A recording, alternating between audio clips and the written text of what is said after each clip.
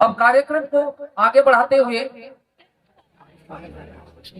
मैं रिया मंडल को एक देशभक्ति नृत्य के लिए मंच पर आमंत्रित करता हूँ। गीत का बोल है, दिल दिया है जान भी देंगे ये देश मेरे लिए। सुजलां सुफलां मलयज शीतलां सहस्रश्यामलां मातरं वन्दे मातरम्।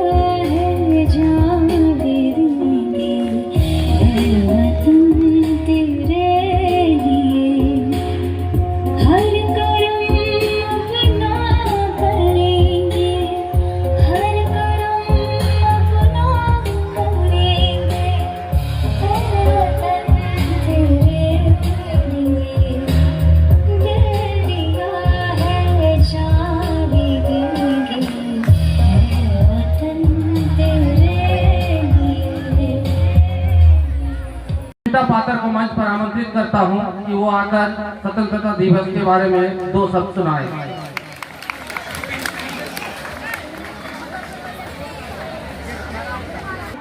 শ্রদ্ধেয় অধ্যক্ষ, উপাধ্যক্ষ, প্রধান শিক্ষক মহাশয়, শিক্ষক শিক্ষিকা, আপনাদের সবাইকে আমার প্রণাম এবং আমার ছোট্ট বড় ভাই বোনদের আন্তরিক শুভেচ্ছা এবং অভিনন্দন।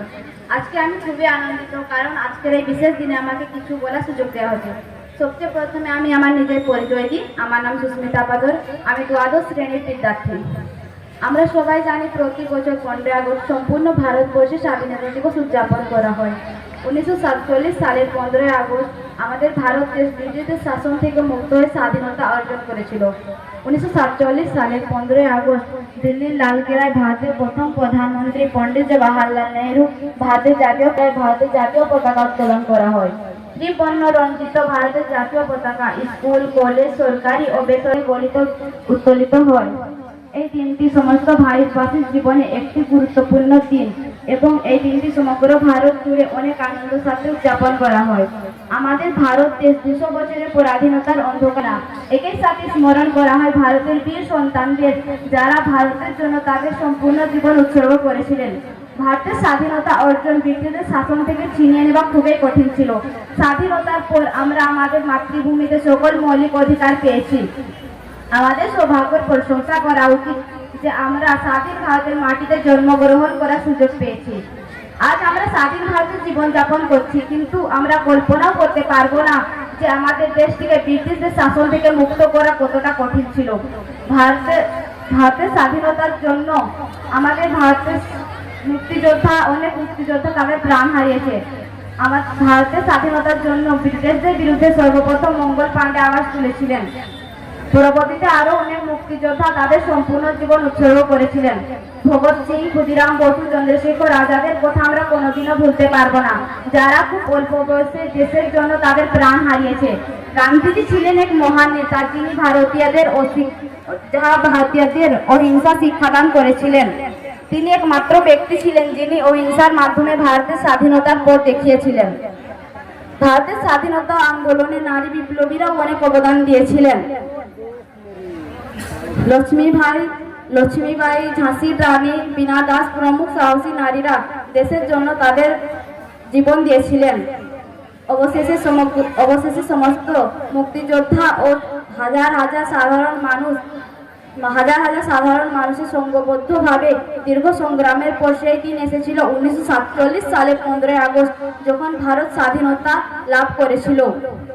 হ্যাঁ, আজ আমরা স্বাধীন, কিন্তু আমরা স্বাধীন হওয়া সত্ত্বেও আমরা আমাদের দায়িত্ব ভুলে যাচ্ছি। স্বাধীন হওয়ার এত বছর পরেও আমাদের দেশ দুর্নীতি, হিংসা, অপরাধ ও শিক্ষার মতো সমস্যার সঙ্গে লড়াই করছে। আমাদেরকে দেশের সুশিক্ষিত এবং দায়িত্ববান নাগরিক হওয়ার জন্য আমাদের সবাইকে ঐক্যবদ্ধ হয়ে এই সব সমস্যার সমাধান করতে হবে।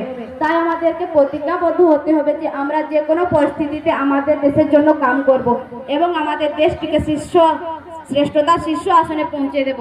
এই বলে আমি আমার বক্তব্য সমাপ্ত করছি। জয় হিন্দ, জয় ভারত, ধন্যবাদ।